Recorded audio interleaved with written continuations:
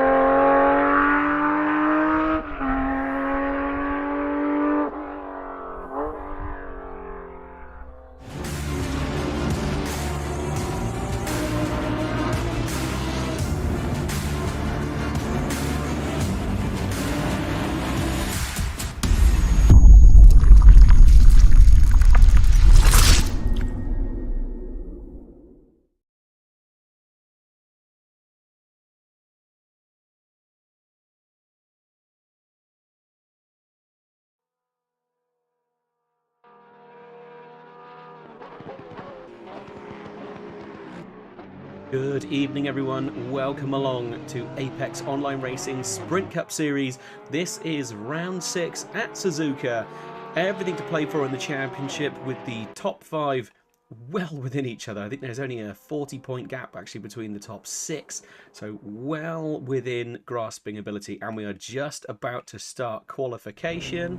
So sit back, get ready, here comes some of the fastest times in sim racing. Let's see who is our first cars out on the track. Very bunched up at the moment. Trying to have a little look, see who is our first people out there. I think that might be... Who is that? Is that Mr. Fender? Yes, it is Angus Fender, putting in some really good times in practice. So we were seeing very low 159s. I think a 159.1 was the quickest we saw in first practice. Oh, a little bit wide there. This is his out lap, so not going to be a flyer, but he will certainly not want to dip in the tyres into the grass anymore if he can do. Going to be slightly colder conditions than normal here at SUZUKA as well, a circuit that's known for its slipperiness. 7 PM in-game time at the moment. So they will be racing into the dark when it comes to the final race. As always, it's a 60-minute sprint race with a mandatory pit stop for tyres, no refueling allowed, and it is an open pit window, so pit strategies completely open. So having a quick look at the championships while everyone's out on an out lap. So, currently leading the championship is Richie with 287 points. Second place is Avalais with 280 points. Jay Fang in third place with 272. Fazakas with 262 in fourth. Fifth place is Seminara with 254. So, top 6 is very close, to be fair. 33 points between them. A smattering of podium finishes all across, but amazingly Richie is the only person inside the top 5 who actually has had a DNF. Right, so here we go, first flying lap. What can Angus Fender do here? He was looking very confident in practice, so let's see what he can do here in the main race, in the main qualifying. So coming through the snake at the moment. Very hard to get this absolutely spot on. Very easy to lose time here. very difficult to overtake though. You'd think it'd be nice and easy, but just the way the track shifts from left to right makes it very hard to overtake. Coming through Dunlop now, and again he goes wide. Is he going to rejoin the circuit? He is. But let's Mellis through, so we'll jump on with Mellis as he's going to be our first person to set a flying. And oh, Mellis right to the outside there. Right, absolutely pushing it now up towards the hairpin. And yes, actually you see Angus Fender in the background of that shot diving out the way. Gets it done. Rolls out, doesn't use too much exit curb. The track is now optimum as well. So coming on through 200R at the moment, up towards Spoon. Really going to be brave here on the brakes. Yes, he is. A little bit of entry curb. Oh, uses every last inch out to the outside there. Getting himself set up. Really stretch the Ferrari's legs down the back straight. And how brave is he going to be through 130R? Terrifying corner. Slightly colder temperatures, as I said earlier on, so those tyres are not going to be as grippy as they might be. Throws it in, keeps it well within the lines. Runs up towards the chicane. What can he do here? Decent exit as well.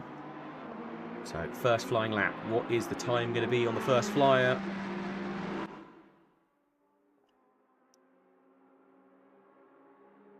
And it's a 1:59.392. That's a really strong out lap, to be fair. It's a really good lap.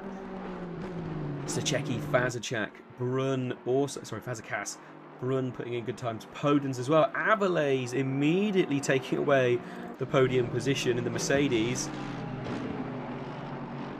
So just keep a little bit of an eye on the times are coming in. The Angus Fender, as of yet, hasn't set a lap. Oh, kind of a 43 is off with a yellow flag. Has that returned to the pits? It has. Might have been a planned retirement. But currently sticking with Avalays, who is with a 1:59.2. So we did see some slightly lower numbers during practice. But immediately, these races have come out the gate swinging. So only the top 15 drivers actually have set a time yet.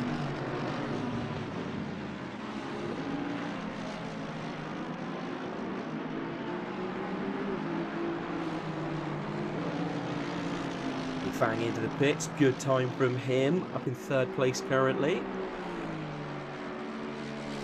Again, lots of people, I think, invalidated their first out lap, and it's really showing us here at the moment, because there's still only 16 drivers set to lap, and it appears that pretty much everyone has completed a flyer, or they've had to jump back in.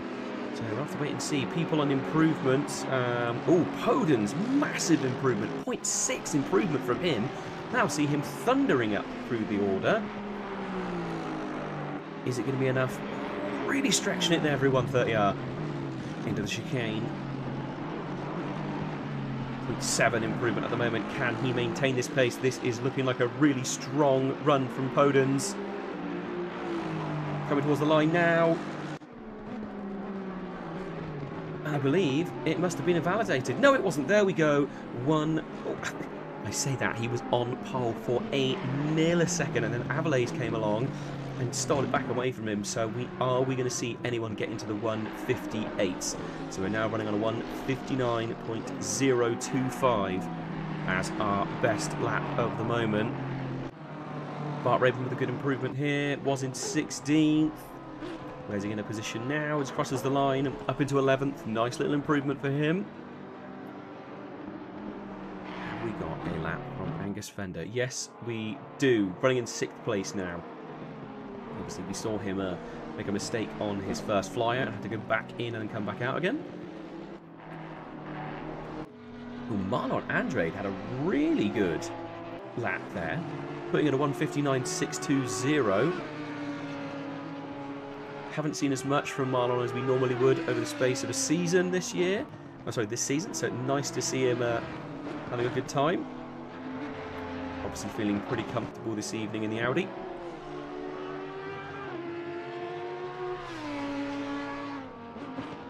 anyone on out there on a big improvement. Oh, Averlay still improving.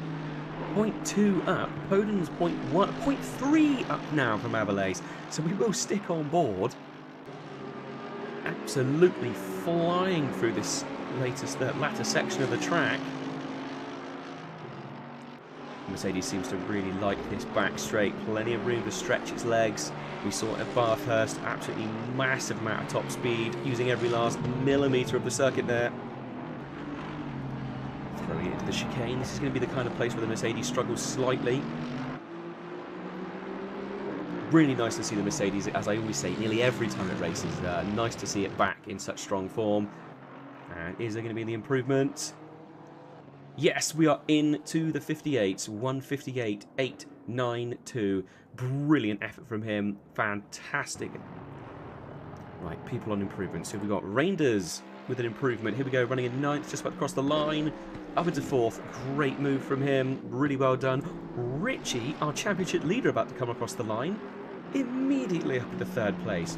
And dives off the circuit. Obviously looking to refresh those tyres. So we got here at Aaron with an improvement, currently running in 20th place, but 0.2 seconds up on his time. Ooh, lost a bit of time there for the chicane, no. I'm saying 0.3 up, but I'm not sure if that's even going to be valid as he comes across the line. We got here, he was in 21st. 15th place, does keep it clean. How that was a valid lap as he came through the chicane, I will never know, but there we go. It would appear that most people have dived into the pits to have a refresh of tyres. Who is out there on an improvement? We have Horchi. Currently coming through Sector 1 in the number 43 car. Hasn't set a time yet. So we'll stick with him on his flyer. I promise I am not biased towards the Mercedes. It just appears there's quite a few of them in the server tonight. Ooh, the Honda in the background there as well. Looking really aggressive. Pretty sure that's Reinders. Yes, running in 5th place. See it in the windscreen. Brilliant effort from him. Oh, corner crack as well. And a massive improvement. Has corner crack set a lap time? No, he hasn't. Where on the track is corner crack? Much further back. So we're going to stick on board with Horchi, who's 1.3 seconds up on his time. Obviously, this is his first flyer. And towards the front, Jay Fang with a bit of an improvement. Neuworth with a bit of an improvement. We're going to stick with Horchi, though. Currently running in 24th. Only 25 cars with us this evening, which is surprising. Not the fullest grid. There might be a slight blessing when it comes to turn 1. I'm not going to say anything as I cursed turn 1 and 2 at Hungaro. I'm not going to say anything about it. Horchi, there you go, stretching his legs. Takes a little bit of a tighter line through 130R. Could have definitely used a bit more of the circuit, but maybe he's just trying to make sure he banks a lap. So here we go, coming now onto the final turn, down towards the main straight. This should see a reasonable improvement, as this is his first flyer. What are we going to see here? Up into 10th. Brilliant effort from him. Fantastic. That's his first flyer into the top 10. So on board with Corner Crack, who is now coming around the final turn. Stretching the legs of the Porsche. How is it going to do? Oh, it was an invalid lap. It was an invalid lap. So even though it was an improvement, it was an invalid lap from them. Right, who is out on a flyer? Jay Fang. Oh, just about to cross the line as well. Jumped on with him just in the nick of time. Running an 8th with 2 points up into 3rd place. Great effort, but that might not last long because Angus Fender, after an absolute shocker of an outlap, is now 0.2 up. Really showing some serious pace. And just noticed the top 16 drivers all within a second of each other at the moment. Obviously, things can change slightly as the race progresses. That's it. Bender coming up through Spoon. Yeah, using every last bit of the circuit they possibly can. Running down the backstretch. Up towards the dreaded 130R. This is one of those places where very tempted to make a move. You might better get your car up the inside, but it's so difficult to go 2 cars wide through here. It just requires such commitment. You have to be really confident that your tyres can grip. So Angus Fender actually down on his time now, so I don't think we're going to see an improvement, running in 6th currently. As he comes across the line, is there any kind of improvement? No, there is not. And he'd be disappointed about that, because Richie was 0.2 up, but now only 0.1. Coming across the line, let's see what he can do. The smallest improvement will possibly see him gain a position. No time gain that time round. But Stuchecki, I'm pretty sure has just jumped in. Someone just jumped into there just a moment ago. Who was that with an absolute flyer? I think that was Stuchecki, actually. On the track is Stuchecki. It's all about midway round. Okay, on his way up towards Spoon. But now the top 19 drivers within a second. It all closing in. Ooh, Angus Fender now 0.3 up. Where's Seminara on the track as well? Just about to cross the line, actually. Seminara wasn't 7th. Up into 3rd. Great improvement from him. Trying to see. Oh, Florence with a great improvement. Currently running at 18th place, but 0.3 up. He does drop slightly, not the best exit from the chicane, but running at the moment, 18th place. Up into 13th, nice little improvement. It really seems like right at the end of qualifying, everyone's coming alive with these lap times. Seminara 0.3 up in Sector 1, so a long way to go. Jumping forward with Richie, who is just coming up through Spoon. Also 0.3 up on their lap. As he further down the grid, got Dennis Shops currently 0.3 up, Bart Raven 0.3 up as well. Victor Martin, who is midway through the circuit, is 0.7 up. Actually, this will be probably their only chance to set a lap, so we will stay on board. The clock is about to count them out, so they really don't have a lot of time to try and set this lap.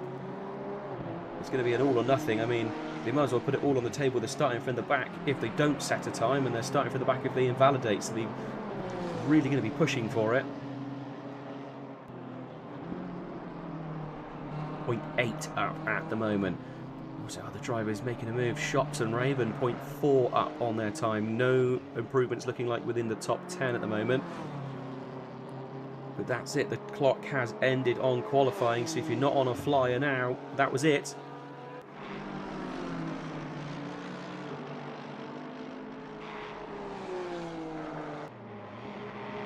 Runs it all the way to the outside. What can be done here?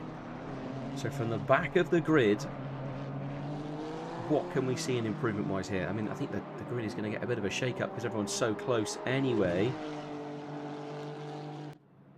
So, Victor Martin, what are we going to see? Invalid lap? Invalid lap. So starting from the back this time round. Very disappointing. Oh, Giacomelli. Where is Giacomelli? Down in 19th place. Very surprised to see Giacomelli all the way down there. Right, people that are still out there. Avalay's still out there, but there's no improvement from them. Who's actually on an improvement? Tarin just coming towards the line now. 0.3 up, running in 21st. Now up to 18th. So nice little improvement there. I think we've got a couple of drivers on there, like sort of first out lap. Okay, and that is the end of qualifying.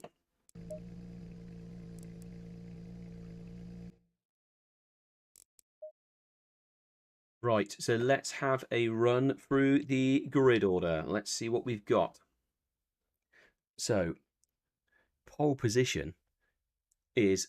Oh, actually, let's wait for them to form up on the grid before we go any further. Obviously, give us a shout out in the YouTube chat if you want to. If not, I totally understand. I should have actually said, I do apologise. Normally I'd be joined by John. And sadly, John this evening is having some PC issues. As we all know, PCs can be finicky beasts. For whatever reason, he can't turn it on now. So just me this evening, I'm afraid. So apologies if I am boring you to death. But this is what you've got, I'm afraid. So I will do my very best to keep an eye on all the data and keep us in the loop as best as possible. So now that everyone is stacking up on the grid, let's go through the grid order. So in pole position is Aviles. Second place is Podens. Third place is Richie. Fourth is Seminara. Jay Fang in fifth place. Sixth is Stachecki. Angus Fender in seventh. Eighth place is Bart Raven. Ninth is Reinders. 10th is Marlon Andrade. Really good qualifying from him, to be fair. 11th place, Daniel Brewer. Dennis Shops in 12th place. Alessio Mellis in 13th. Alexa Gates, 14th. 15th is Max Florence. 16th is Norworth. And to be fair, we saw him really close to the front of the grid earlier in qualifying. So he's really fallen down the order a little bit there. Obviously struggling tonight in the Aston. Horchie in 17th place, Taryn in 18th, Josh Waring in 19th, Giacomelli in 20th, Arnold Brunn, good to see him back, 21st place, Fazacast 22nd, Kevin Niles in 23rd place, Corner Crack in 24th, and rounding out the grid tonight is Victor Martin in 25th place. And I have seen it in the YouTube chat. Apparently, our driver, Kevin Niles, has turned 51. So, fair play. Apparently, your bus pass is inbound. But if you are anywhere near as quick in real life as you are on the track, then I think you should be just fine for a few more years. Don't think you have too much to worry about. So, having a look at the track map. Just having a little look now. So, obviously, got first corner. Very difficult braking spot. Can be very tempted to try and go up the inside. And I would imagine we might see some moves into turn one. It's one of those very difficult top corners where everything can go very wrong. Luckily, Aviles does have the inside line, so should be able to hold on to it. Then going up into the Snake S's. And then it's the anti-bank curve, and then the long left-hander of Dunlop. And they've got the swinging right-hander of... to be honest, I actually know how to pronounce that. Degnier. We'll go with Degnier. Then up towards the hairpin, 200R, then a long flat-out stretch up towards Spoon Curve, and then the really big, it's technically the back straight, but it feels like the main straight here, up towards 130R. Barely any brakes, if any at all, as you hit 130R. Up towards the Casio triangle, and then the final turn, and a sprint towards the line. Main moves this evening, I imagine we're going to see at turn one.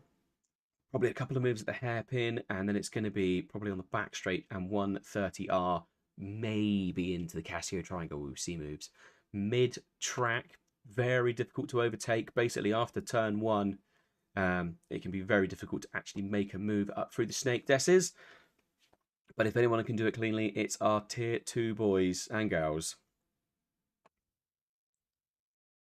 So fingers crossed, 20 seconds now. Everyone should be getting themselves down and ready. They would have had the red drive marker come up. They will know they do not have much time. So fingers crossed everyone's got this right. So in-game time is 6 p.m. So we're going to be getting a bit dusky towards the end of the race. Obviously an hour's race this evening. And that's it. First car underway. That is number 23 of Aviles. So full formation lap for them. We'll have a little flick down through just while we're here through the grid. Have a look out for some liveries.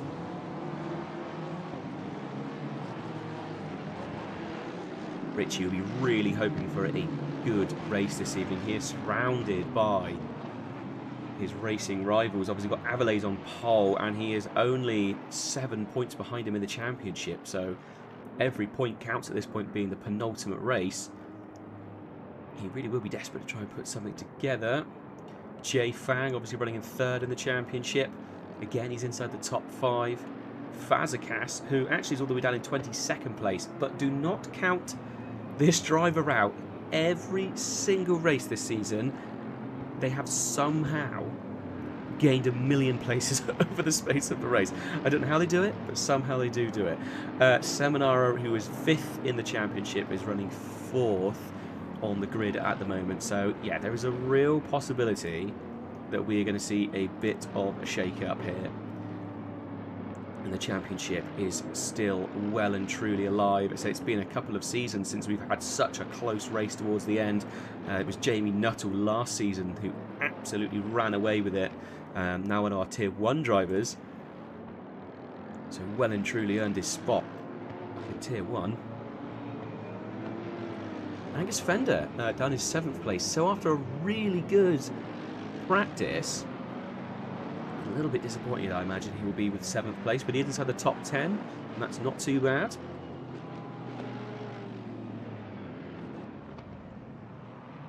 You love the bright livery on that Honda.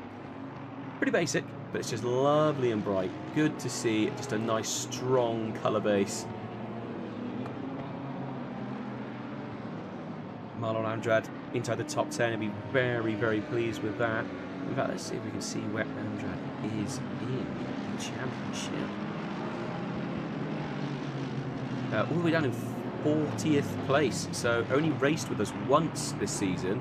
That was last time round with a 22nd place finish. So we'll probably be hoping to try and stay inside that top 10. Seen a lot of him in previous seasons. Always been a very good driver.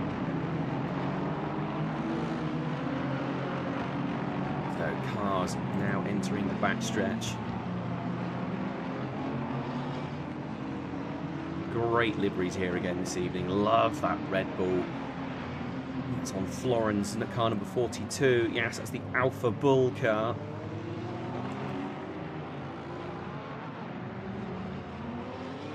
Warring in another lovely liveried car. Basakas running the K-Pax Racing livery again. He's had to stick with it 2 races in a row. Right, let's jump on with our front runners as they are stacking up towards the line now. God, I think Assetto Corsa has done that lovely thing where it suddenly decides everyone needs to be on the opposite sides of the track to what they had you originally.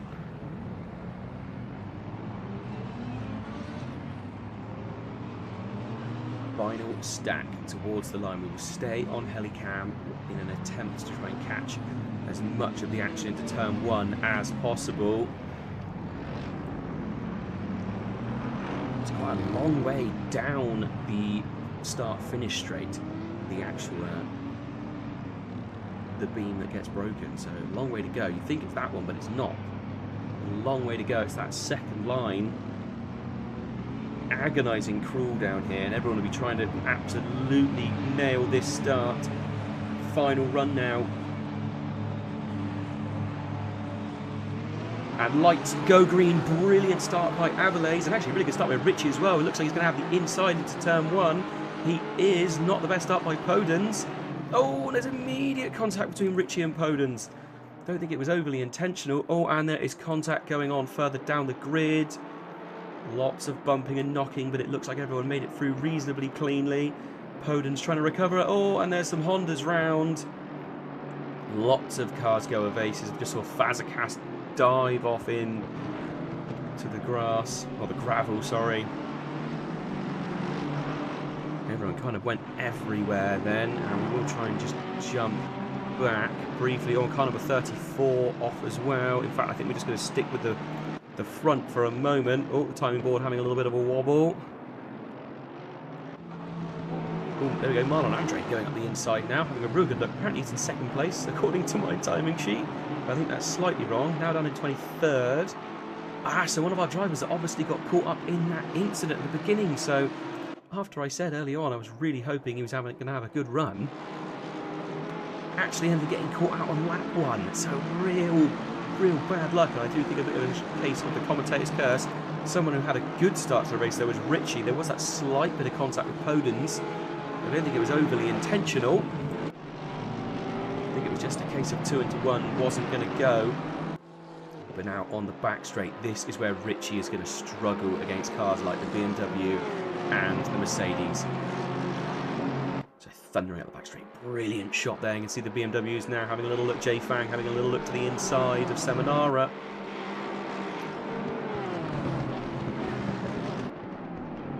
The car's going slow out there. Oh, what a mistake there from Seminara. Or was he pushed? I'm not sure. He went off. He went very deep. I think that was all on his own. I think he outbraked himself and he is hemorrhaging positions now. one lost. I think Stuczeki's about to come up on the back of him. Going to be too wide there. Stuceki, he's got the overlap, he's got the inside. Has he got the move done? Yes, he has. Brilliant move. So what on earth happened there to suddenly see Seminara dropping all those positions? What was that, Bart Raven? No, it was not Bart Raven. It's not Stuceki. It's got to be Seminara. It was Seminara. My timing screen is just throwing an absolute wobbly in typical ACC style. So a little bit further down the grid, let's try and jump on board Dennis Shops. Okay, Dennis Shops. Why am I not able to select Dennis Shops? For some reason I cannot select Dennis Shops, car number 11. So what's happened there? He may have left the server. Give me Giacomelli instead, so not sure what's gone on with the server there. Throwing a bit of a wobbly.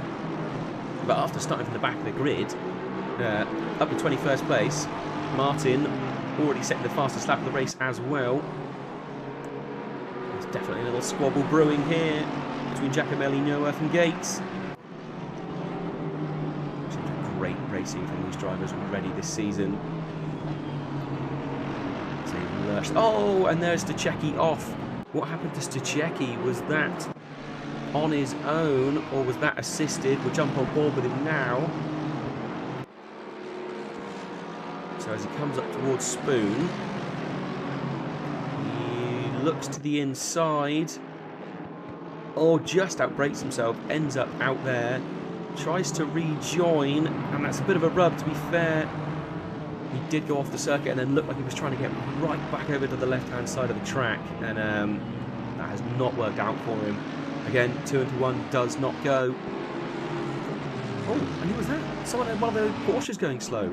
I mean, Ferrari's going slow. Which one was that? Trying to see if we can see if that pops up. Which one of Ferrari's was that? Not. Was that Angus Fender? No, it was not Angus Fender. Was that Alessio Mellis that we just saw back there? Someone dropped out. We literally just came back from the replay, and I think it was Mellis, wasn't it? Yeah, let's go back 30 seconds. Are we going to catch it? No, we're not. Just really slow out of the chicane, and losing positions there. And battles going on in front as well. Fazkas looks like he's pushing forward again after that lap 1 incident. So, a bit annoying that we missed what happened. I can only imagine that was an incident in the chicane. Either bumped through or there was some sort of incident. Once the replay's finished, we'll jump back on with the action. It all appears to be heating up here at the back. I'm going to jump up with Andrade. Oh, car's going off. Fazekas going off in the background. Losing more positions.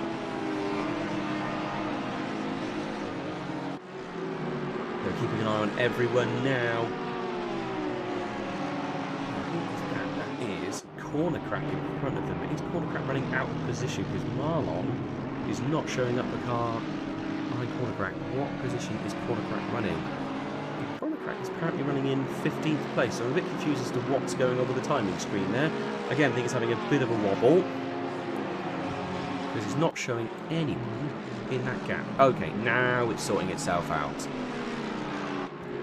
Yes, there we go. Corner crack followed by Andrade. Super tight here in the mid-pack. Oh, lots of curb there. Stuceki looking to try and recover as well. Oh, and actually up the front, Richie, oh, looks like he's going to be trying to overtake around the outside by Jay Fang into turn 1. Very brave move. Super brave move to try and go around the outside. And at the moment, Abeles is running away with it. Managed to pick up the fastest lap of the race. Oh, and Fender as well, having a really good push.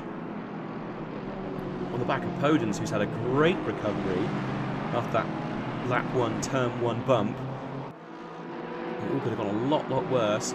But Jay Fang with a super brave move around the outside into lap 1. Absolutely fantastic effort from him. That is the kind of thing we love to see. So This is recovery drive. Oh, great bit of movement there from Fender right on the back of Podens now. Much, much quicker through there. This is going to be the one to keep an eye on for a minute. I think coming up towards the hairpin doesn't do anything there, just sticks on the back of him. Oh, and it did look like Podens just slowed a little bit more in the centre of the turn than Fender expected. Let's see if we can get. It's usually a really good. There we go. Looking from inside the car up towards Podens. Who's going to have a better exit of Spoon up this backstretch? Oh, and Fender goes deep.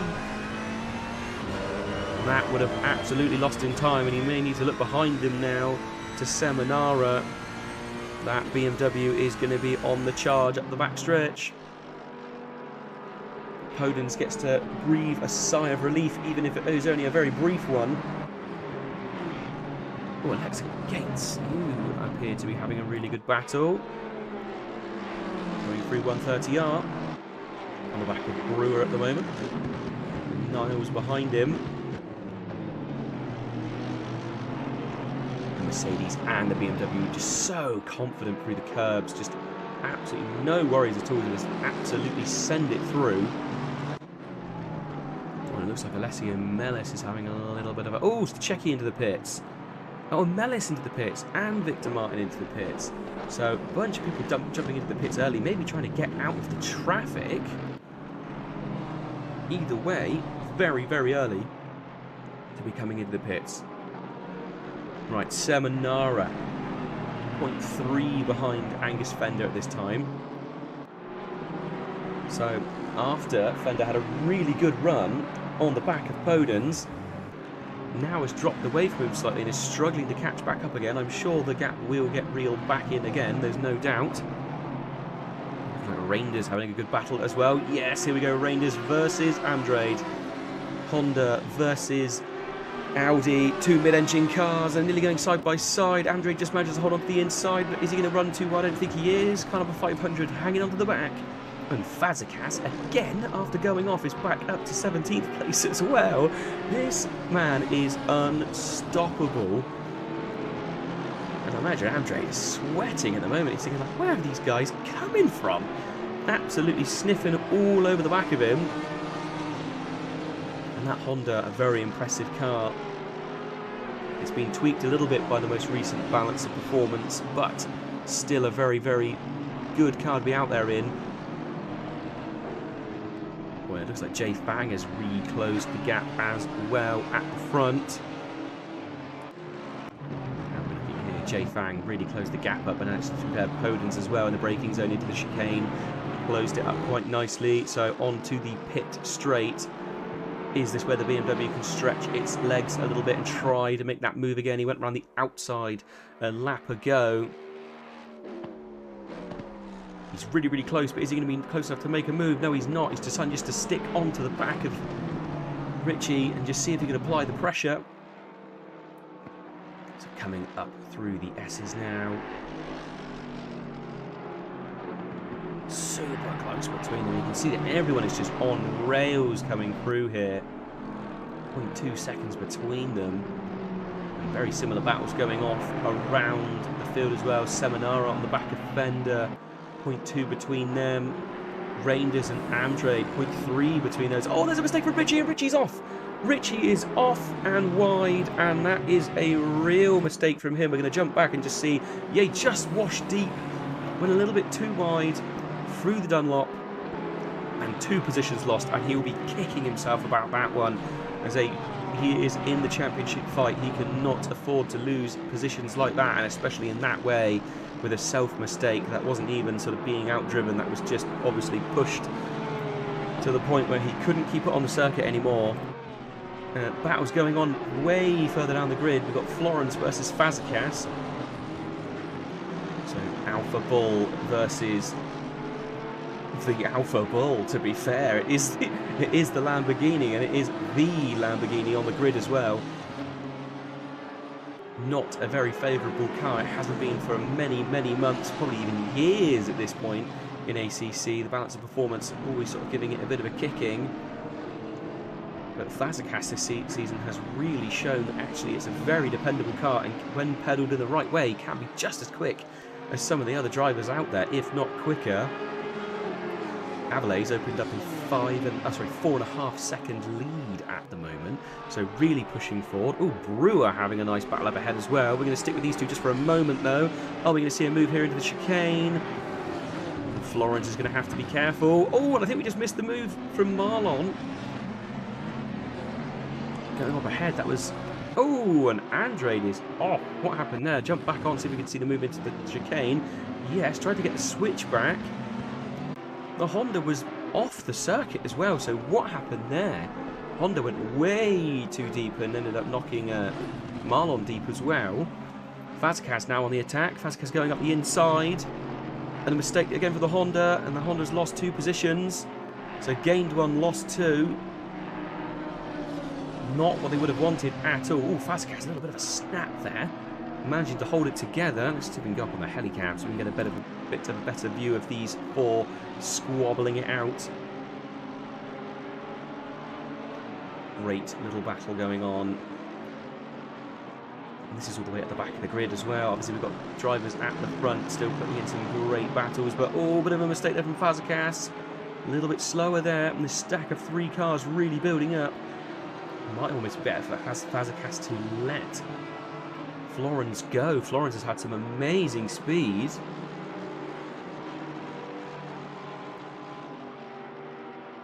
And I have just had it confirmed from John that no, he will not be able to get his PC up and running. So it will be just me this evening. So while this battle squabbles on, we've also got Niles versus Horsey versus Gates. It actually looks like Gates has moved away a little bit now. Look at the timing screen to sort itself out. There we go. Actually, where is Gates gone? Gates has tumbled down the order. So what happened there? They were very, very close and suddenly nowhere to be seen. This looks like it's Spoon. Oh, goes up the inside and makes contact. Oh, and then secondary contact while rejoining. And that's a real bad part of the circuit to lose pace. To be fair, very lucky not to get disqualified by the in-game anti-cheats. Obviously had to go to the inside of the turn, which in all fairness was not her fault. But sometimes the game can be very harsh if you end up taking to the inside and essentially cutting the circuit, even if it is not in any way a gain. Right, going to pop you on with Avalay's for just 1 second.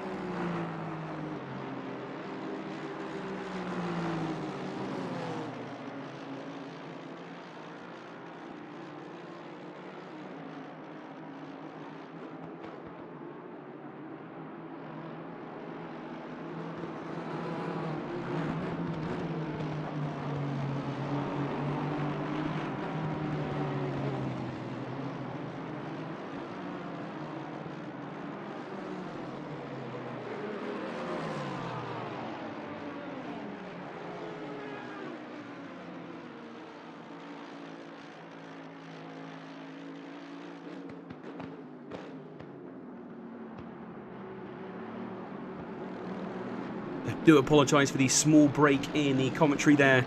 Had some slightly technical issues on my end, just had to quickly sort them out. It's much easier just to quickly mute the microphone and jump under the desk and quickly try and sort it out. So no change at the front, but Angus Fender is now fully on the attack.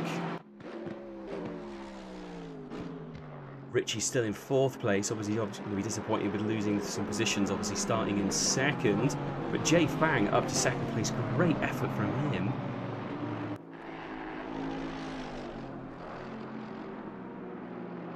Let's jump on board with Jay Fang, who is actually under attack from Podens. Now it would appear that the Aston Martin's got its tyres switched on. 20 minutes into the race. Sort of starting to hit the point where you're probably going to get the odd planned pit stop. As I imagine most of them have been premature pit stops due to some kind of damage to the car or possibly setup mistakes, but this looks like the one to keep an eye on. Podens versus Fang, and oh god, that background as well, that one. Richie versus Fender, that's also really heating up. There really is, I almost need another pair of eyes, just more eyes. Porsche just about getting away now as it's heading round 200 up towards Spoon. Again, really holding it together. The back of the grid appears to have broken up a little bit now, simply due to the fact that a lot of pitted cars, haven't we, early on. Alexa Gates has completed her pit. So running in clean air, running in 22nd at the moment, as we obviously saw that incident right up at Spoon. But good to see back out and fighting for position still. Obviously, as the pit stops come through, that might be a really sort of great opportunity to go for a huge undercut.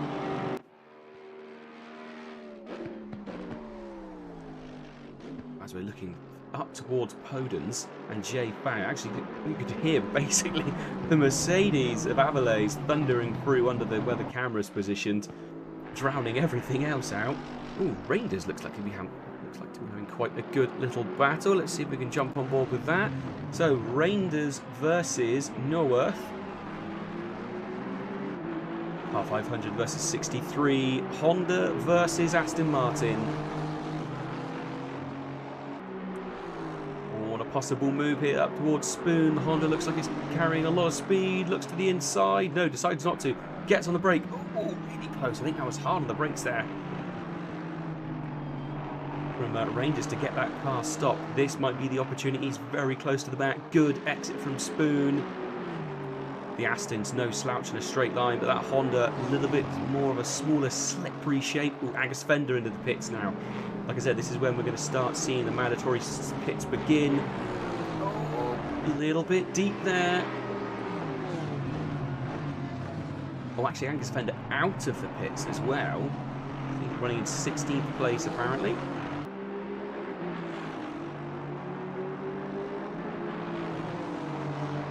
Though didn't look like Rangers managed to have the legs. Might have something into turn 1. Who knows? Very, very close, but not able to do anything quite yet. No, not able to do anything through there. Oh, the battle at the front appears to have closed right up again.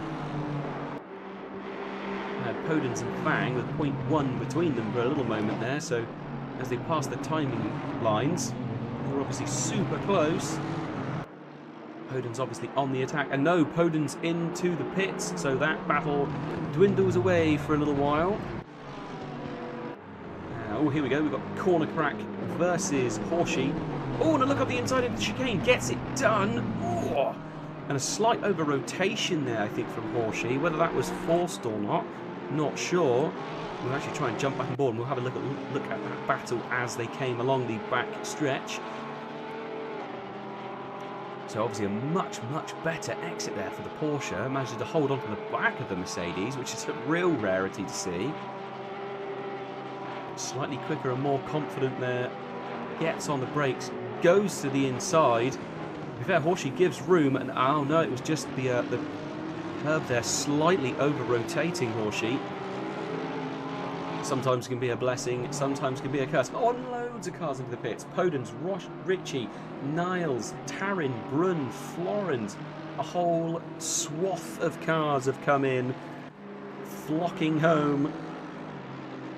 Like a load of migrating geese, they have gone to the pond that is the Suzuka pits. You can just see the light starting to drop off a little bit now.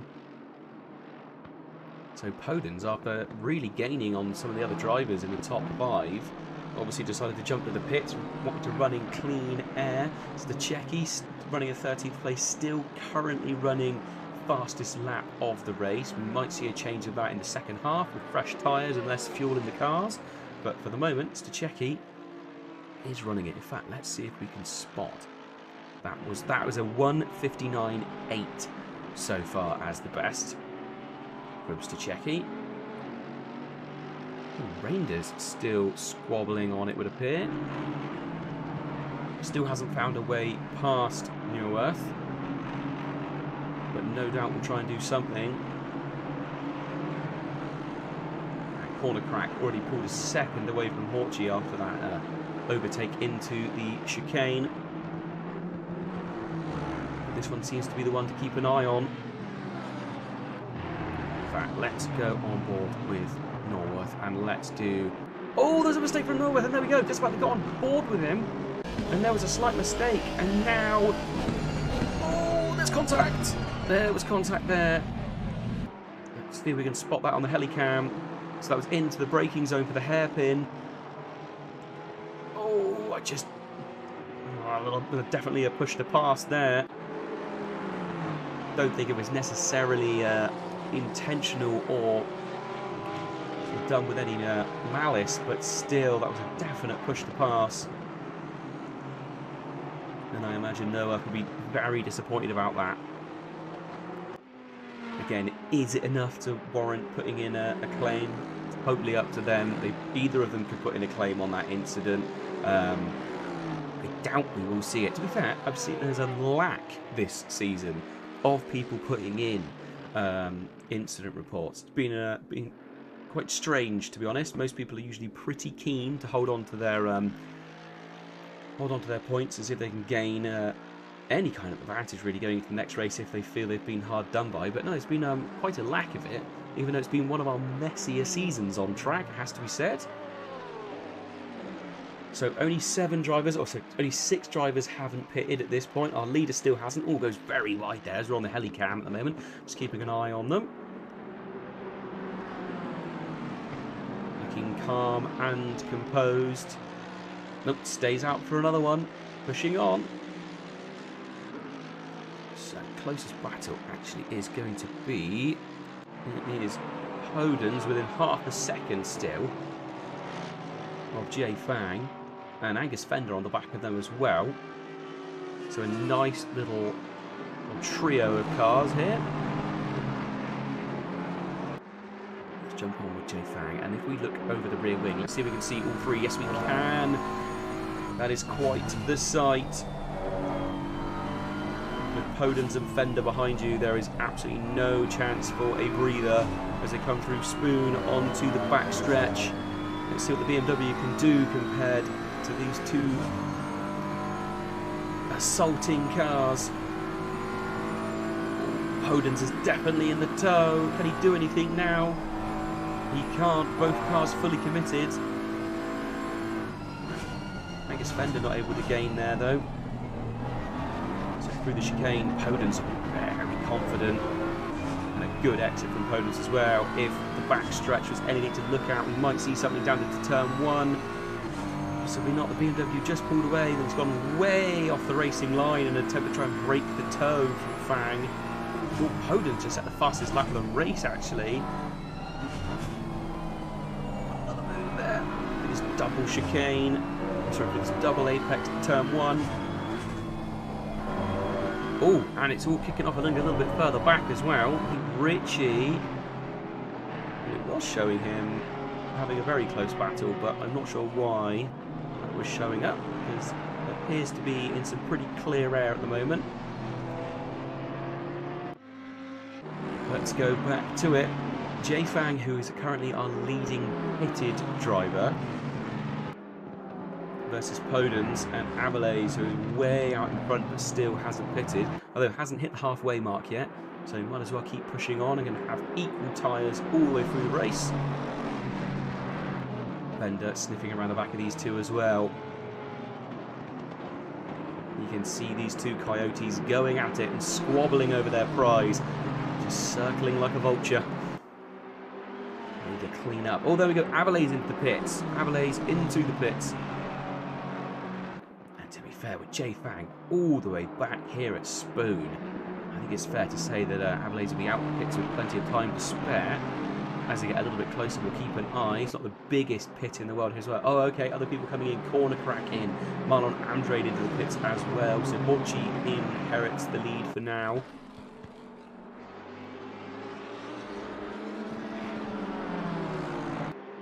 Where is Avalays? Still just sat motionless at the moment. And there we go.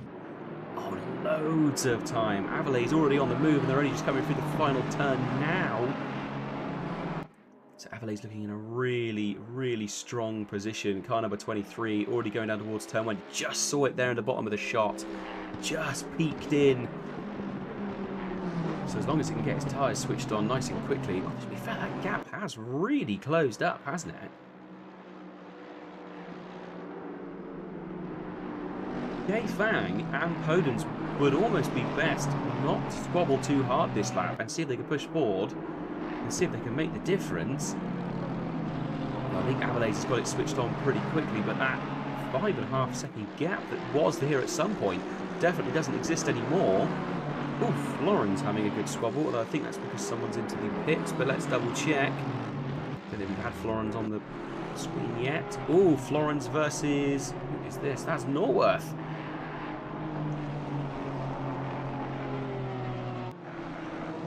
Nice little battle going on back here as well. They are kind of absolutely everywhere again. They went from a little bit of a dry spot to suddenly everyone all back at once. And this is kind of one of those battles it's hard to keep your eyes off of. But our leader, Porsche, at the moment pulling away pretty nicely.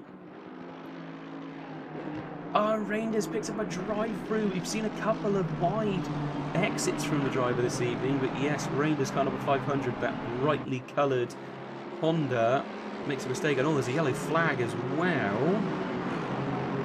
So, into the pits. So what happened there?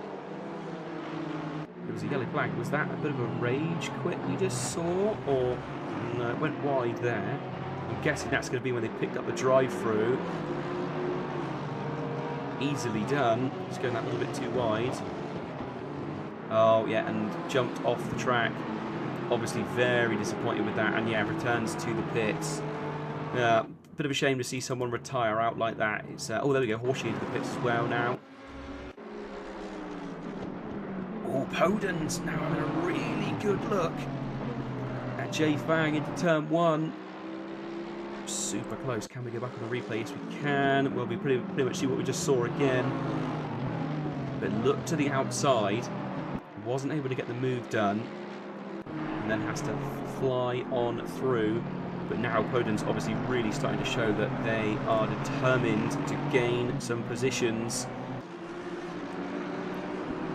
Realistically, championship-wise, Podens is currently running in... quite far down the order, to be fair. Podens running in 17th, so this is all just for the glory of it. Jay Fang will be desperate to hang on to these positions, as currently his main rival, Avalays, is out in front. So Jay Fang really can't afford to lose any positions if he wants to try and hold on. In the chat, Asman1, yes, actually, Apex Online Racing do have a PS5 ACC League. They also have a PS5 F1 League, I believe. All links you will require are in the description below for the Discord and the website apexonline.racing. really friendly community, lots of racing going on. Obviously, it's coming up towards the end of this season, but there really isn't big gaps between them. Just usually a couple of weeks between seasons and then straight back into it. And there's obviously always the races as well that are more social. So a bit of a squabble that appears to be going on is Stuchecki versus Raven. Sorry, Stuchecki versus Raven. This one's still squabbling on as well.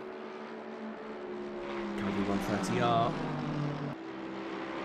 A little bit wide there. I think for the Mercedes had to back off. Is there going to be a move into the chicane? No, there isn't, but these two really, really close. Have to keep a little eye to turn one as well. These two still at it, Podens and Fang. No chance of a move that time round. So jumping back to this one. Right, possible move into turn one here. Bart Raven on the back of Stuchecki. Two front engine rear wheel drive cars. Two very similar bases. No real advantage to be had over each other, but the BMW does look a little bit more comfortable. So we could see a move here from Bart Raven. Consistent driver this season. Yeah, just looks so planted compared to the Stuchecki's Mercedes. It does look quite soft, the setup on that Mercedes. Really sort of lolloping side to side a little bit. Doing a really good job of holding it together, but I just don't think that car is as comfortable as Bart Raven's BMW is here at Suzuka. Whether that's setup or just the main sort of the base car itself. And there's a mistake from Stuchecki. Possible move we're going to see now coming up into the braking zone of the hairpin. Possible switch back. No, Stuchecki putting the car exactly where he needs to be, blocking off Raven. And now the end of the back half of the track, where it's a real power circuit. Really is all about bravery and then who can be latest on the brakes. Are we going to see anything here? Doesn't look like it. Oh, a little bit wide there from Stuchecki. Very close. Bart Raven went to the inside, but realised obviously that Stuchecki was sort of going for a very tight line through there. Did back out at just the right moment, but did obviously show there is a weakness there in that sort of lap where you're just going for absolute flat out times as opposed to going defensive as well. It can be very, very difficult. So sticking with them for another lap. Seminara really closed up as well. Battle's going on back down for 15th place. Taron versus Norworth. So we'll keep an eye on this through turn one. See if there's any moves here. Bart Raven flashing his lights. A little bit of a flash. Got to be a little bit careful. Don't flash too much. You can get in trouble with the stewards for that one. Oh, got to jump back, I think, a little bit to this corner crack one. Yeah, coming into lap into go. Actually, his corner crack made it through. No, he hasn't, but he's on the back of Giacomelli. Two very quick drivers. Giacomelli in the championship. He was fairly high up, I thought. Really, S, the Porsche looking very much the aggressor compared to the Aston Martin here. Oh, and actually looks like he's maybe going to try and get the switch back. Surely not. Looking so much quicker. I think maybe just set the move up one turn too early. And then he just had nowhere to go. Not a flash of the lights there from the corner crack. Just trying to get Giacomelli just to unsettle slightly. Again, can't excessively flash. And there's some big flashes as they come up towards the hairpin. He looks to the inside of the brakes. There's contact. Again, that's one of those sort of push to pass moments where I don't think it was intentional. And yeah, Giacomelli not happy about that. Gets on the lights to say, oh, give me that position back. Obviously, corner crack doesn't have to. It's simply a case of whether or not they decide to in the post-race. These two still at it, hammer and tongs though. Jay Fang, Podens, neck and neck, coming into the pit straight with just under 23 minutes of the race left. And again, they're way offline. And another one going on in the background. Actually, there's a move here, possibly. This is Angus Fender versus Seminara, and they've already changed positions as they cross the line, but Seminara... Oh, that's going to be super brave, and the BMW just doesn't quite get it done. Manages to hold on to it. Really well driven there from Seminara. Goodness gracious, that was really well done. We're going to jump back on as we watch the cover of the chicane. So that was a mistake there from Angus as they came through the chicane. That's why there was suddenly such a massive speed difference. See, Seminara goes to the outside, but the Ferrari just managing to get its strength back up together and still just on the inside. Super late braking there from Seminara, but it was just too much, and that curb unsettles the car. Bit of a slide, dips back in behind, but really not too much time lost. Really good stuff from Seminara, really well recovered. And that could have been a lot worse, and realistically only lost a tiny bit of time there, when that could have been a massive drop. So, a bit further down the grid, this is the battle for 15th place, Taryn versus Norworth. Again, you see through the twisty turns, the Porsche looking so much more agile. Can anything be done here from Sector 1? If they're going to get anything done, it really needs to be Sector 1 or early Sector 2. Once they get into the end of Sector 2 and towards Sector 3, that is where the Aston's going to have its advantage. It'll be able to stretch its legs and really go for it. Is there going to be a move here into the chicane? Looks to the inside on the braking. No, decides not to. Goes back out. Norworth covering it off nicely, though. To be fair, Horsey in the background, not looking too far behind. Bart Raven and Stachecki still going at it as well. Are we going to see a move here? 130R. No, we're not. We've seen a couple of drive-throughs already tonight, so this is the kind of time in the race where drive-throughs start to happen a bit more. People are pushing as hard as they possibly can. This is a really good position for Bart Raven here. For cracked racing. Are we going to see anything here? That's so in the toe of Stachecki. So close. It's only because it's the Mercedes that he's got any kind of chance. Big look to the inside. Stachecki didn't go defensive. He stayed tough and stuck to the outside, and Bart Raven could not take advantage. Brilliant little battle going on here. And also going on up ahead, Seminara now on the back of Angus Fender again. So we saw a move into turn 1 a lap ago.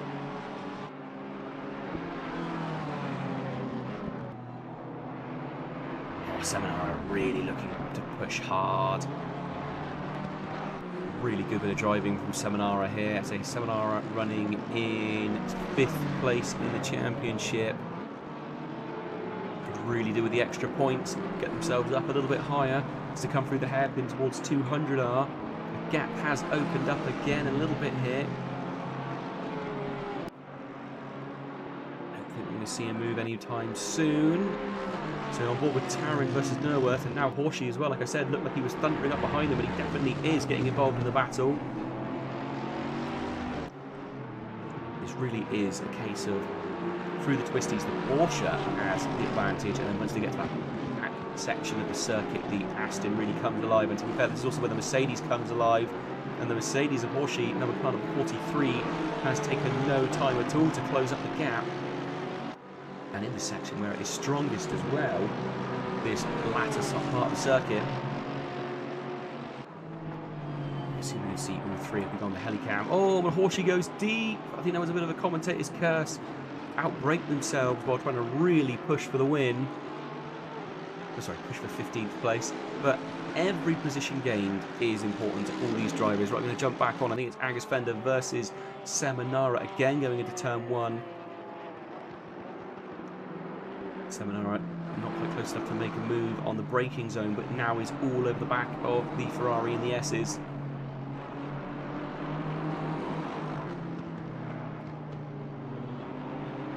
Florence having a good little fight as well now. So Florence versus Giacomelli. Are we going to possibly see anything here into turn 1? I don't think we will. Too far back. No, not quite. Taryn. Oh, all 3 of them up against each other now. Little look to the inside there from Taryn. Not able to do anything. Good recovery from Horsey after going off. Obviously managed to keep it in the right direction. Didn't rotate the car. Oh, what a mistake there from Taryn. Goes off, yeah, and into the gravel. See if we can grab another view of that one. So this was coming down the main straight. Yahtzee all over the back of Noworth, and actually he's like looking to the inside slightly, but not able to do anything under braking. Car looked a little bit unsettled. Oh, I think that was the issue there, having to brake mid-turn. Wasn't expecting it. Noworth putting his car exactly where it needs to be to slow down the Porsche, and just a little bit too much of a push there for the Porsche. Over-rotates and ends up in the gravel. Loses, well, it looks like 2 positions there. And Taryn gone to the pits as well, so that's a real shame. Oh, I might have actually left the server looking at it, so that is a bit of a shame. But Horsey right on the attack now. Kristen Podens as well on the attack still.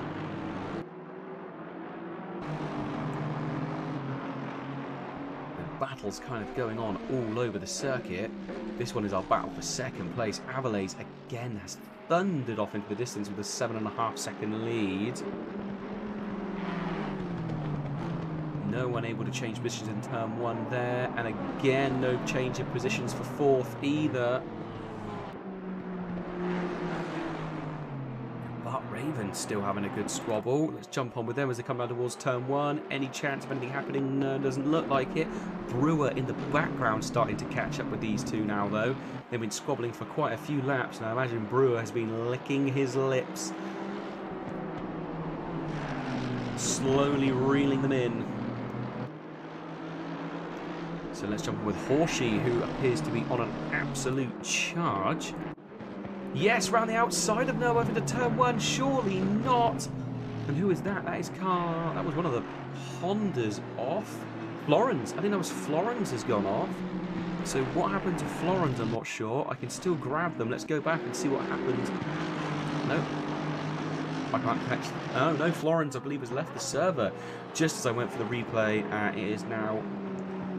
So I cannot view them, so apologies. We are now watching the we'll watch them move into turn 1 again here. Let's see what it looks like. Round the outside, unable to do it though, ends up on that outside curb. We saw it earlier on. It's super slippery, not able to make a move, and now Alexa Gates is joining this battle for 14th place.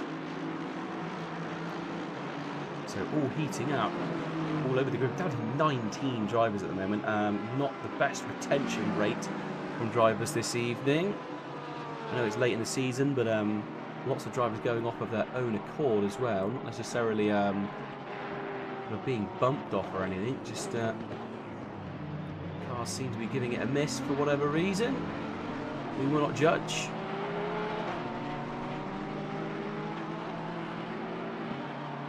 Right, down towards turn 1, here we go. Seminara definitely in the position, goes to the outside now. He's tried this once before. Will it work this time? Oh, so close to contact, but not quite touching. Seminara now really starting to show a bit of desperation to get past, trying some different moves. And that's what we like to see, this variation.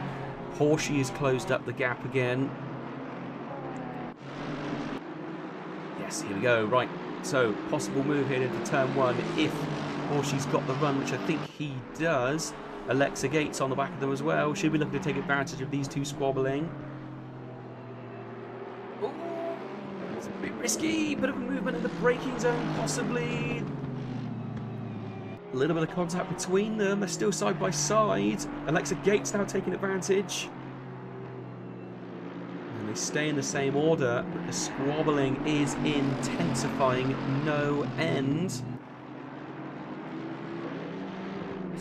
Jumping with Bart Raven, who now, yes, is under attack from Brewer. We thought it might be coming. And here it is. Brewer, that car number 91, has joined the battle for 7th place.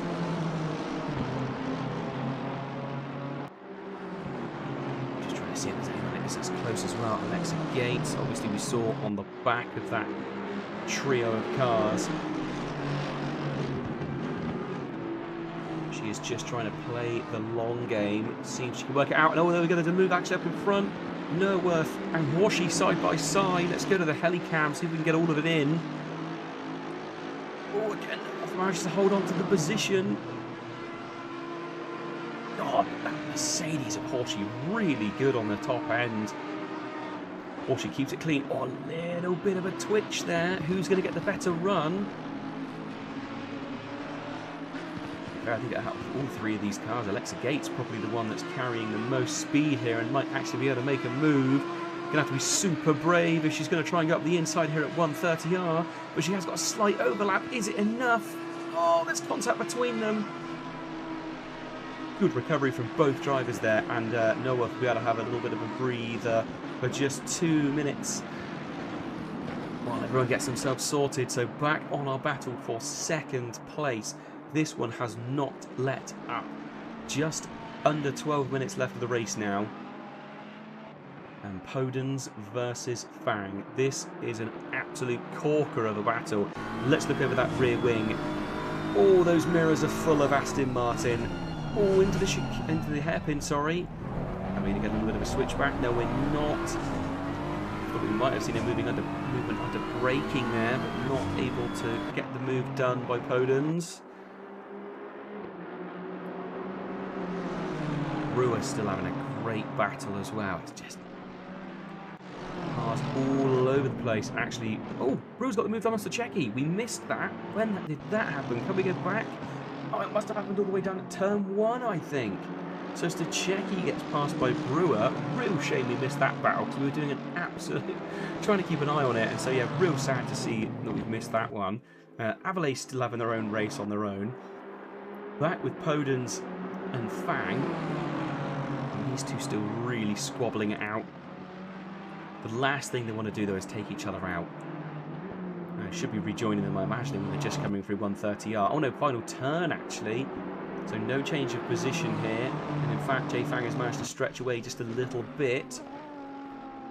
I don't think we're going to be able to see a change of position down into turn 1, but that is not deterring Podens from having a good look and trying to unsettle Fang. Oh, looks like the Aston had a bit of a slide there, but it seems to be under control.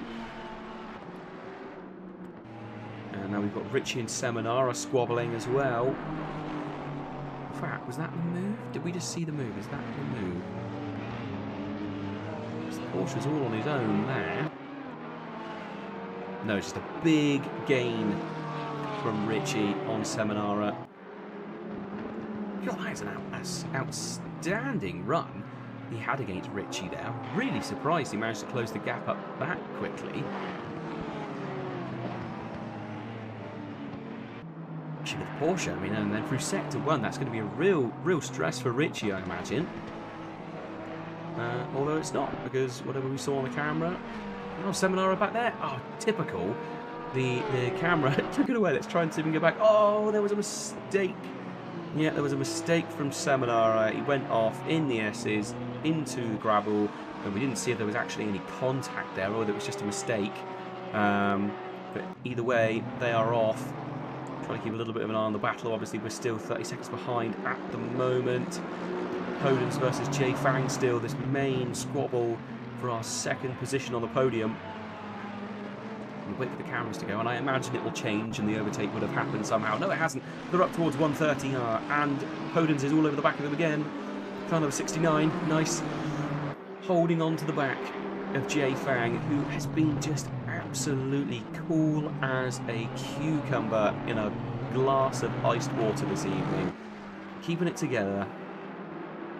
Saw some brave moves from early in the race as well. Just holding it together and seeing if they can take this all the way to the end. Second place. Jay Fang will really want that. Obviously running third place in the championship. Really good points haul compared to his main rival Richie, and obviously Avalais is outscoring him, but only slightly, up in first. So we'll be desperate to hang on to it. The points gap between them only 7 at the moment, so after the race obviously was slightly larger again. But we'll be desperate to keep it as small as possible going into the final round at Nürburgring. So this is the main one to keep an eye on. 8 minutes of the race left, 52 minutes of it gone. So, all coming down. 19 drivers have survived so far. Whether it be disconnects, crashes and quits. Either way, everyone holding it together. Let's have a little look back. It looks like Horsey is having a good little go again. This is the battle for 14th place. Again, catching up with the back of Neuwirth. And actually, it looks like Marlon Andrade is catching up with the back of Alexa Gates. So later in the race, after a very unfortunate start, looking like Marlon is actually starting to have a little bit of a play now, which should be fun. Keep a little bit of an eye on this battle as well, actually.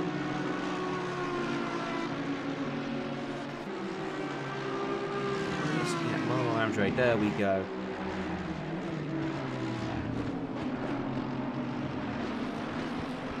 Squabble going on. Just the Audi does sound brilliant, doesn't it? I know obviously the Lamborghini sounds identical, if not very similar.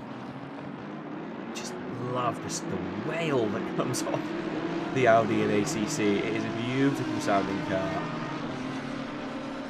And actually, yeah, there you go. You got to hear the symphony of Audi and Lamborghini as they were coming through then. These gaps slightly opened up again. Squabble in front, holding it together pretty well. Let's jump back on board with Jay Fang. And Podens again managed to keep hold of the position through turn 1. This is where mistakes happen though. It's the final 6 minutes. They will be thinking to themselves, okay, that's maybe 3 laps or at a push, depending on when Abelaze crosses the line. All still in the 159s. Very similar lap times as well.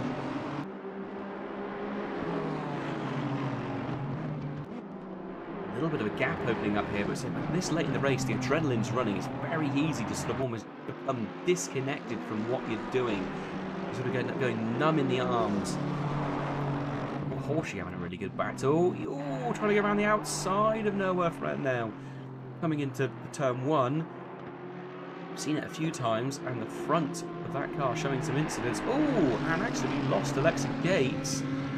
So whether that was a mistake or an incident, I'm not sure. I'm sure we'll find out post-race. Horsey pushing forward. Had some real mixed fortunes this evening. It has shown excellent pace. Oh, there's a mistake! And Marlon gains the position from going from attacking to losing the spot.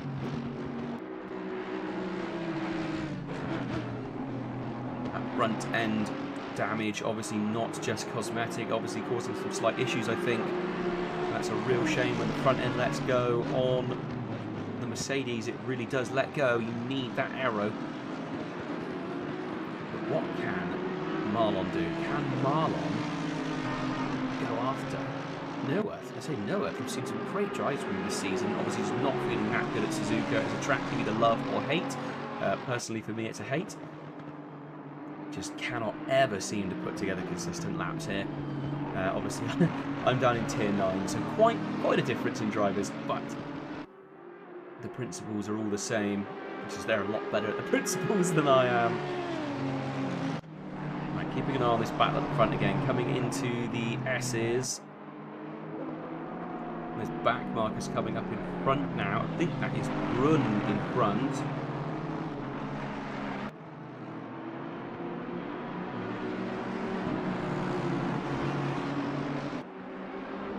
Is that back marker going to play in? I would imagine this late in the race that Brun will almost certainly make room for these leaders coming through.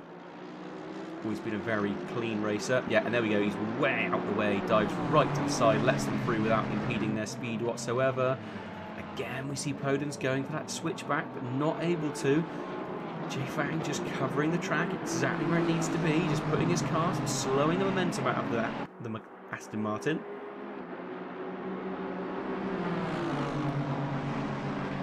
Looks like Niles having a little bit of a squabble there. Who was that? That was with Mellis. So Mellis way out of position there, down in 10th. Normally you would see him much further forward. But Niles having a great race, running in 11th place. I think that's probably going to be his best finish so far. Let's have a quick look through the list. Niles, oh actually that's 6th place finish last time round, so I do apologise, Niles. Great effort from them last time round. Oh, Jennifer. Super close. The back marks. Oh, this happened. The moves happened. When did that happen? We're going back. That happened. That's Spoon. Podens got the move down at Spoon. Really good effort. But there's back markers in front of them again. side by side going up to 130R. So watching this back on the replays, we missed it while we were watching another squabble going on. So after laps and laps of no move happening, oh, and there was contact at the 130R. Oh, both of them going wide. Okay, so that's where the back marker came from again. That's Brun coming through, understandably able to maintain his pace. But now it's Jay Fang attacking Podens. And after a little bit of a squabble they had through 130R, I imagine this late in the season, the gloves will be off. This is... Where is Abelaze? Where is Abelaze? Abelaze quite a long way ahead, so I reckon they've got another lap after this. I reckon so. Might be a little bit close. I'll have to wait and see. It hasn't come up on the screen yet in game, but sometimes it does throw a complete wobbly and doesn't tell me anything until suddenly the checkered flag is out and no one knew it was coming. So this is the one to keep an eye on, I think. Podens versus Fang, or can Podens get away? Looking fairly convincing there. Second half of the track, really pulling away. Okay, Christian Podens racing for Cosmos Racing Team.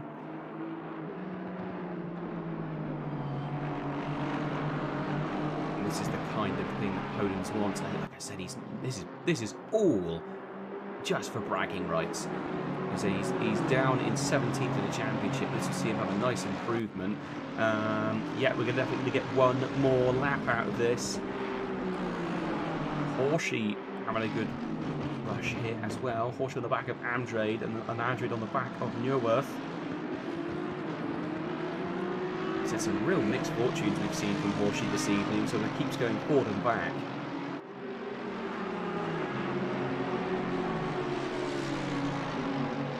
To be the closest one at the moment. We'll keep an eye on the Podens of turn one. Can Fang do anything? No. Too far back. It does appear that maybe Podens was the quicker driver and just needed to get past Fang. They could finally stretch their legs a little bit.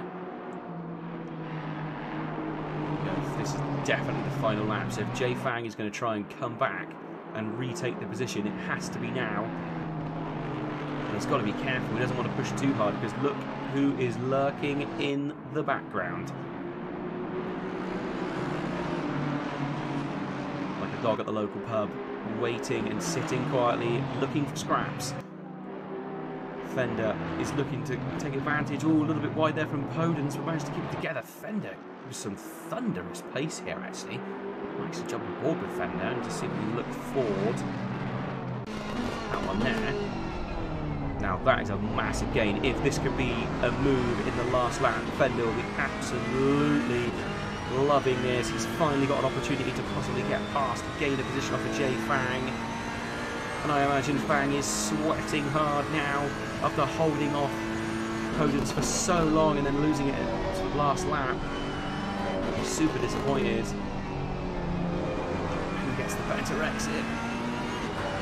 This is going to be close. This is going to be all the way to the line, I think. On the helicam, all three of these drivers. Abelaze just finally coming around the final turn, about to go through and across the line. Going to keep an eye on this battle just for a little bit longer. I feel bad not keeping an eye on the actual our leader crossing the line, but there we go. It's all over. Abelaze comes across the line. Congratulations, Abelaze, but back on the board with this little squabble going on. No change for position there. So Podens second, Jay Fang third, Angus Fender in fourth. Brilliant effort from them. Richie coming along across in fifth. Is there any battles going on? Niles looked like it was quite close. Oh, let's jump aboard with that Horsey battle that was still kicking off. Where has that gone on my timing screen? There it is. So they are still way back, going towards 130R, and actually in front of them Marlon Andrade and Neuwirth as well, really squabbling it out. Who is going to make a move into the final chicane? Can Marlon do anything here under braking? Looks to the inside, can't do anything. Possible mistake there though from Neuwirth. He's going to have to defend, and he might have to defend against two cars. Can the Audi stretch its legs here? I don't think it can. Mercedes went right the way to the inside to try and get an advantage. I think they're going to run out of time, going to cross the line with nothing between them at all. super close racing throughout the entire race, and there is everyone across the line now. Absolutely fantastic racing. Right, let's return to garage and have a look at the timetables. Right, so hopefully we might get someone to come in to the booth with us and have a chat. Who knows? Possibly not. But having a look at the race results. So, Avale, pole position. Great effort from them. Poden, second place. Jay Fang, third. So that rounds out our top 3 on the podium. Angus Fender in 4th place. Richie in 5th. Seminara 6th. Bart Raven 7th. Brewer in 8th. Stachecki 9th. Mellis in 10th. Niles down in 11th place. Corner Crack 12th. Giacomelli 13th. Noworth in 14th. Amdrade 15th. And Horchi in 16th. Alexa Gates 17th place. Fazakat 18th place. And then we had Brun in 19th place, the last of our drivers to cross the line. Had a couple of drivers either have connection issues or quit out at some point. Florence, Taran, Reinders, Martin, Shops and Waring. Some actual quite big contenders there. Especially Josh Waring, say running in 6th in the championship. So with a DNF, that's a real big hit when you think that everyone else around him did finish. Really gonna have to wait and see. So let's see if anyone's. Ooh, there we go. Avalays is ready to come in for an interview. Fantastic. I will drag Avalays in now. Avalays, can you hear us? Yep. Absolutely amazing race from you this evening. Dominated pretty much the entire way through. Qualified on pole, which was a great effort, and then held on to that position. Just talk us through the strategy this evening. Well, I had to take a lot of distance. I was really lucky, I have to say, because the second and the third were fighting, so that was a bit of a luck for me. But yeah, all the rest was pace. So I opened a gap, and then yeah. It just came perfectly. How did the Mercedes feel at SUZUKA? It looked like in Sector 1 through the S's that a lot of the Mercedes were struggling, but in that back half of the circuit, it really looked like they were doing pretty well. Does that work? Yeah, in the first sector, the Mercedes struggled a little bit, but then it recovered all in the second and the third one. Yeah, it definitely looked like, especially coming up towards 130R on that back straight, it really did seem like a lot of the Mercedes could really stretch their legs out a little bit and go for it. So yeah, really nice to see. Really nice to see when the Mercedes out in front, and that was a really dominant win. To be fair, I think how far in front was it? I think it ended up being 17 seconds, I think, it was or something like that. I 16. think saying Yeah, 16.2. So I mean that is a bonkers lead. That so it's really obviously all came together. The pit strategy was right. Everything was great. Looking at that as well, I mean obviously Richie, your main rival, finished down in 5th. So I think we might end up seeing a switch in the championship points. You're only 7 points behind him, so I'd imagine going into the final round at the Nürburgring, you will actually be our championship leader. So all comes down to the final race. Are you feeling confident going into Nürburgring? well, Nürburgring is not a bad circuit for the Mercedes, but there's also the Porsche. Is the best car there, and the BMW. It's also a good car, but I think if I stay at the podium, if I finish in the podium, I will be the winner. Yeah, I think it's only going to be Richie and Fang are going to be the other real sort of ones to look Yeah, out for. So Fang obviously came in 3rd place tonight. He was 3rd place in the championship. So I imagine that's probably going to stay around that. John is usually the man that does the maths, if I am honest. And sadly, obviously, John is not with us this evening. But either way, that was a fantastic effort from you. Really well done. And a massive congratulations on that. And looking at that, that's your 2nd win of the season, isn't it? yeah. I won in Bathurst and now here. Yeah, so it'd be your 3rd podium finish and your 2nd win, which I think you are the only driver to have 2 pole positions. So putting you in a really strong position going into the final round. Yeah, in this tier two is I'm the only winner of 2 races. Yep. In this season. So it's puts you in good stead. So maybe you might be able to get the triple next week. So that's another thing to try and push for. Thank you ever so much for joining us in the interview box. I've actually got amazingly, I've got more than one person waiting for an interview, which is a Yeah. massive rarity. So I am going to have to say goodnight to you and move on to someone else. Thank you ever so much for joining us. And again, congratulations on the win. Thank you. Bye. See you. Cheers.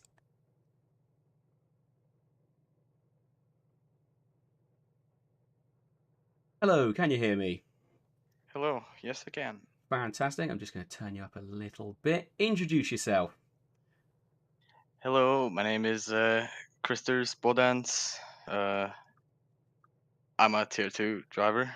Yeah, I only say that because obviously your Discord name is not in any way the same as your in-game name. So I was having a little bit of a worry of which driver I brought in. Podence, all came down to those last few laps against Jay Fang, didn't it? Talk us through what was going through your head in the last 10 minutes of that race. Well, I was basically trying to do anything just to get in front of him, and our pace was really similar, and we were basically pushing each other the whole race. So both of our tires were completely dead. I don't think any of us had any decent grip, so I could I could match his pace, but I just couldn't get that close to him. So I was just waiting for him to make a mistake or two, which is exactly what happened in the end. I was able to launch a dummy, which he fell for because he was heavily under pressure, I'm guessing. So yeah, I was able to land a clean move in the end. It was a bit messy in 130R, but well, Yeah, there was a little what bit of a happens bump happens. there. Yeah, I mean, 130R is one of those corners where if you decide to go too wide there, it's certainly a Code Brown moment. I don't think I've ever gone too wide there and come out the other side. I usually end up crashing if I try and do that. I usually just concede and let the position go. I know it's not worth it. No, so fair play for what you say. It was actually down at was it a Spoon the move actually got done. I can't remember if we caught it on. I know we've had it on the stream, but there was so much going on in the last sort of 10 minutes of that race, all over the place. So when you two finally stopped squabbling and the position changed, it was quite a surprise, to be fair. I thought it was going to be a case of Jay Fang making the back of that BMW just wide enough, but absolutely brilliant finish from you. And it was all just for the love of racing this evening, wasn't it? Really. You're 17th in the championship at the minute. Obviously, I'd imagine you're going to gain a decent chunk of points and should go up a few positions. But that is your best finish as well this season. I think 4th was previously your best. But yeah, 2nd place. Absolutely fantastic effort. You put on an amazing show. How did the Aston feel at SUZUKA? Because a lot of the other Astons seem to be struggling. Hello? I think we've lost him. Okie dokie, we've lost Podence. That's a shame. I would have loved to know what the car felt like, but we will have to dip out, and we've got someone else waiting to come in, so I will pop them out. I'm going to put them back in the ready for interview box, and they might come back. Who knows? Right, let's bring someone else in.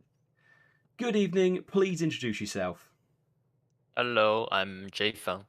It is Jay Fang. Fantastic. Yeah. Again, another driver whose Discord name is totally different to their game. We were just talking with Podens, and then for some reason their mic was no longer working, or they couldn't hear me. I'm not sure which way around, but something happened and we lost them.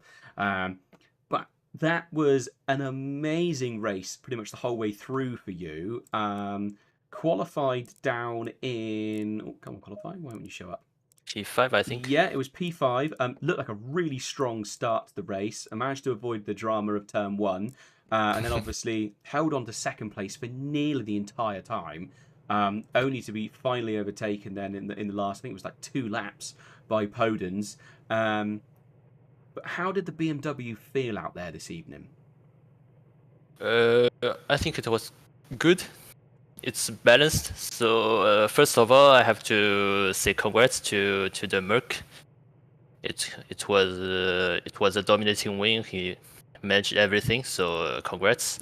And I had an amazing fight with Christos. So yeah, I think as you can see, we had the same pace in S1, S2. Maybe he was a little bit faster, but in the sector 3 with the slipstream, he can easily catch me. But you know, if he got me too close before 130R, it is not very. It will become difficult for him for the corner. So yeah. That last, what was it? I think it was second to last lap through 130R. There was a little bit of contact between you two. I was just saying how incredibly brave it is to try and go too wide through 130R, and how a lot of the time it doesn't work. Obviously, there was a little bit of contact there. I think it was just a case of 2 into 1 doesn't go. Did it feel fairly fair? I mean, from what we saw on the stream, it looked like it was just a bit of a racing incident, a bit of I totally agree with you. I don't feel anything wrong for the contact. It's just a racing incident. I had a little overlap with him, so I wanted to hold that, but without the slipstream, he had a higher top speed, so I had to back off. No, but I mean nothing serious. Yeah. No, I mean in the interview he was also saying that he just felt like he just had no grip left. It didn't feel like you probably had any grip left either, and so you two were kind of waiting for each other to make a mistake. But yeah, it was fantastic battle to watch. If you want to see it from a different angle, it was definitely on the stream a lot all throughout the evening. So yeah, just absolutely fantastic race. How are you feeling going forward into the final race at the Nürburgring? If I remember correctly, the weather is dynamic for the last race, so everything could happen in the last race. So I think everyone will have the chance for the championship. Yeah, it is reasonably changeable. 56% dry, 12% wet, and 32% changing conditions. So yeah, there is the possibility we might see some dynamic driving. I think we had it a couple of seasons ago where we had people trying to drive all the way to the end on wet, hoping it was going to go wet again, and it didn't. So I'm not sure whether we'll see quite that again this season, but yeah, fingers crossed. Either way, great effort this evening on the podium, and I am now actually I'm going to be able to get Podens back. He is back from the so I'm going to jump on board with him again. Say great racing this evening, and yeah, thank you ever so much for coming in the commentary booth. You're welcome. So good night. Thank you. Thank you. Cheers. Cheers. Podens, we've got you back. Hello, can you hear me? Yes, we can. Not sure what happened. It all just went silent on my end. It wasn't even popping that your mic was working or anything. I think it was something unusual, but it should be fine now. Yeah, to be fair, Discord recently has been throwing a wobbly, which is what all our interviews are done through, is through Discord. I think I was asking how the Aston Martin felt out there this evening. Oh, yeah, did we already answer that? I can't remember. No, we didn't. No, but I also remember you asked something about my chances of a championship and how I feel about it. And well, basically what I wanted to add was that I basically abandoned the championship chances after round 2. So yeah, I can confirm that I'm basically just driving for fun now. But I mean, to be fair, obviously the first race, 22nd place, then you had a 12th, a 4th, and 11th. There was a DNF last time round. But I mean, realistically, obviously with this finish tonight, that's going to give you a decent bump up the list. I think we should see inside the top 15 at least, I imagine. Because you're 17th now, I would say you're going to push you up the list a fair way. Because you've got drivers that are fairly far up the order. Because you've only had one DNF. I mean, we've got drivers here that have had multiple DNFs and things. I think it's just a bit of bad luck, really, that sort of seen you a bit further down the grid. Yeah. So I think you should be good. I think you've got, yes, you're not going to be fighting for the podium in the championship, but tonight you really showed that you've got championship winning pace. So it might not be your season this season, but hopefully if you join us again next time round, and it can all go together. I mean, you've only got to look into the past at different drivers. Let's just use Grantis Caracas for an example, who's obviously up in Tier 1 now. But I mean, previous to that, he had an absolute stinker of a season in Tier 2, where I think he ran out of fuel, had crashes, DNFs, everything. So one bad season doesn't completely Yeah. put it all out. So Well, it's yeah, it's been tough for me lately. I did have a season in Tier 2 where I was fighting for the championship and I finished runner up. So of course, naturally, my next target was Tier 1, which sadly I didn't make. And yeah, this whole season has been unbelievably unlucky for me.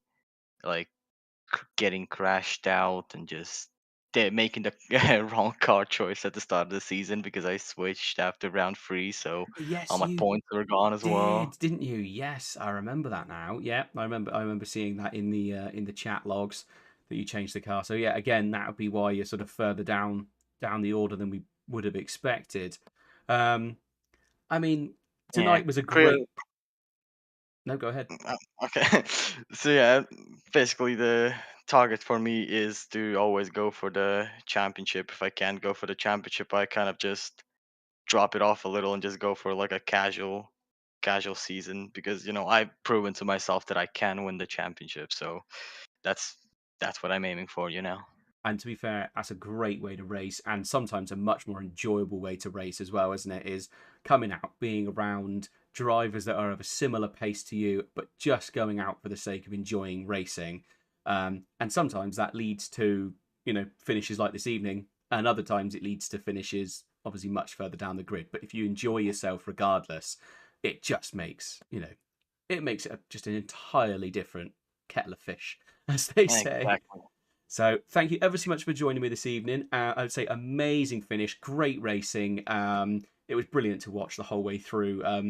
Plenty of your battles were on the stream if you wanted to look back and watch any of your squabbles. Yeah. So yeah, there was Watch plenty of those. So there was some good ones. But yeah, thank you ever so much for joining me this evening in the commentary booth. Yeah, and thank you too as well. And by the way, the last question that I didn't answer, did the Aston feel good? Oh Yes, it yes, felt very good. it felt It good. felt good. Cool, good, good. There's not a lot to compare because Tier 1 and Tier 2 doesn't have many Aston drivers this season because it's totally not suited for the calendar. But yes, it did feel quite good this time around. Nice. That's good to know. So, because Suzuka could be one of those tracks that's really sort of you either love it or hate it, and if the car doesn't feel right, it's a long old race. If the car doesn't feel right, so no, I'm glad it all came together and it wasn't a constant struggle. Yeah, it was pretty good. Fantastic, rightio. Thank you ever so much for joining us. Good luck again next week at the Nürburg, and we will see you soon. Okay, see ya. Right, and for the first time ever, I think we had all of our podium drivers in the interview box, which is absolutely fantastic. Amazing. I mean, it's been a great race this evening. Battles all over the place. Obviously, an absolute masterclass this evening from Avilés, who absolutely stormed away with a 16.5-second lead. So amazing bit of driving there. And then obviously Podens and Jay Fang putting it together as well to bring home second and third. Great racing from them. Thank you everyone for joining this evening. Really appreciate it for sticking around all the way to the end for the interviews. Always massively appreciated. And we will see you next week for the final round at the Nürburg. Everything to play for still in the championship. Again, I really thought there'd be someone pushing out in front, but there really isn't. It's all still to play for. So thank you ever so much. Good night to John, who sadly couldn't be with us. And we